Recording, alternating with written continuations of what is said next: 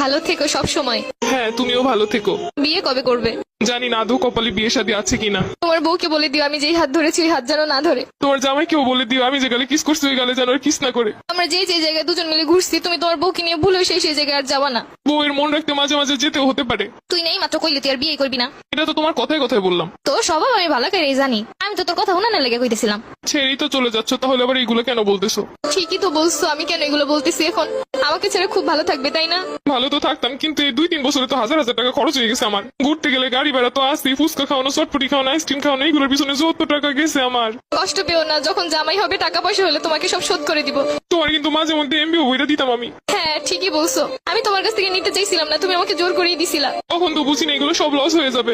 আচ্ছা জামাই হলে ওটাও শোধ করে দিব, টেনশন করো না। ঠিক আছে, ওইগুলো শোধ করে দিলে আমার আর মনে কোনো কষ্ট নাই। শুধু নিজে যা যা করছো তাই ভাবলা, আমি যে কি করছি সেইগুলো মনে নেই। একদিন কচু শাক রান্না করে নিয়ে আসছিলাম, লাল শাক বোনা করছিলাম। তোমাকে